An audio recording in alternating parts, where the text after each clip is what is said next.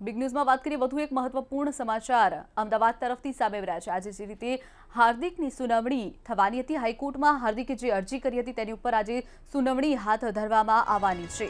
પાટીદાર અનામત આંદોલનનો મામલો સામે આવ્યો છે, જેમાં હાર્દિકની સજા સંભળાવવામાં આવી હતી। હાર્દિક સહિતના 5 નેતાઓ સામે રાજદ્રોહનો કેસ નોંધાયો છે। અમદાવાદ સેશન્સ કોર્ટમાંથી સુનાવણીની પ્રક્રિયા ટળી હતી, ત્યારે હાર્દિક આ અંગે હાઈકોર્ટમાં અરજી કરી હતી। હાર્દિક અને દિનેશ कोई कारणसर हाईकोर्ट में कोर्ट में हाजर रह्या न हता, जेना कारणे केसनी वधु सुनावणी हाथ धरवामां आवी हती। अने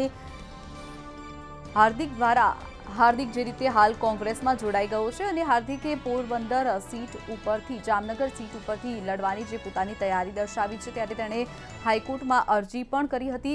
हार्दिके अरजी करी छे के तेने लोकसभा चूंटणी लड़वा देवामां आवे, तेने जे सजा संभळाववामां आवी छे तेनी उपर स्टे आपवामां आवे कोर्ट द्वारा, त्यारे हाईकोर्ट में आज आ अंगे वधु सुनावणी हाथ धरावानी छे।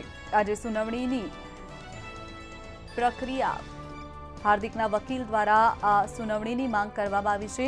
हाईकोर्टनो राज्य सरकारने जवाब छे, कोर्ट टुकड़े टुकड़े हियरिंग नहीं करे तेवी पण वात सामे आवी छे। हाईकोर्टमां बपोरे 2:30 वाग्ये तेनी सुनावणी हाथ धरवामां आवशे। उल्लेखनीय छे के हार्दिक जे रीते पोतानी વાત કરી હતી, હાર્દિક જે રીતે હાઈકોર્ટમાં અરજી કરી છે તેની જે સજા છે તેની ઉપર સ્ટે ફરમાવવામાં આવે અને તેને આવનારી લોકસભાની ચૂંટણી લડવા માટેની પરવાનગી આપવામાં આવે તેવું હાર્દિક પટેલનું કહેવું છે। ઉલ્લેખનીય છે કે થોડા સમય પહેલા જ હાર્દિક પટેલ હવે કોંગ્રેસમાં જોડાઈ ગયો છે।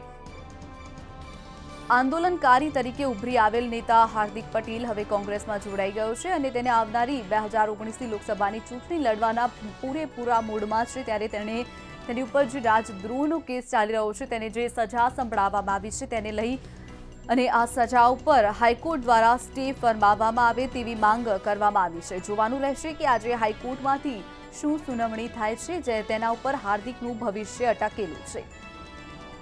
आज जे हाईकोर्टमांथी सुनावणी हाथ धराशे तेनी उपर तेना पछीथी हार्दिकनुं भावी नक्की थशे।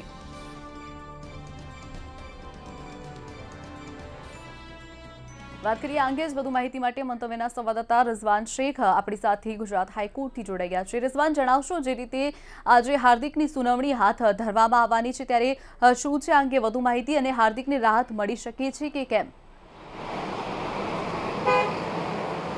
ચોક્કસથી આજે હાર્દિક પટેલના જે મહત્વના જે બે કેસો છે, બે કેસો હતા, જેમાં સવારે 11 વાગે જે રાજદ્રોહનો જે કેસ છે જે અમદાવાદની સેશન કોર્ટમાં ચાલી રહ્યો છે તેમાં સુનાવણીની જે પ્રક્રિયા છે ટળી ગઈ છે। હાર્દિક અને દિનેશ જે છે કોર્ટની સમક્ષ કોઈ કારણસર ગેરહાજર રહેવાના કારણે સુનાવણીની પ્રક્રિયા ટળી ગઈ છે અને તેની આગામી જે તારીખ છે 5મા મહિનાની 4મી તારીખ છે। જ્યારે બીજો જે કેસ છે એ હાઈકોર્ટની અંદર છે, જેમાં એવી રજૂઆત છે કે જસ્ટિસ એજી ઉલજીની કોર્ટની સમક્ષ એવી રજૂઆત કરવામાં આવી છે કે લોકસભાની જે ચૂંટણીઓ આગામી દિવસોમાં યોજવાની છે તેમાં તેને ચૂંટણી લડવાની જે પરવાનગી આપવામાં આવે તે માટે સરકાર તરફથી જવાબ રજૂ કરાશે। તેમજ કહી શકાય કે હાર્દિકના વકીલ તરફથી અત્યારે 2:30 વાગ્યા સુનાવણી રાખવાની જે રજૂઆત હતી જે કોર્ટે માન્ય રાખી છે ને 2:30 વાગે સુનાવણી થાય તેવી શક્યતાઓ સેવાઈ રહી છે। અને હાર્દિક પટેલ માટે આજનો દિવસ ખૂબ જ મહત્વનો છે। જો આજના દિવસે સુનાવણીની પ્રક્રિયા નહીં થાય અને આગામી દિવસોમાં સુનાવણીની પ્રક્રિયા થશે તો હાર્દિકની મુશ્કેલીમાં વધારો થઈ શકે છે। જી બિલકુલ રિઝવાન, જોડાવા બદલ અને માહિતી બદલ આપનો આભાર।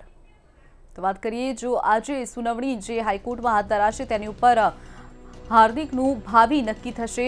हार्दिक ज नहीं परंतु समग्र गुजरात भरना लोकोनी नजर आजनी सुनावणी पर मंडरायेली छे।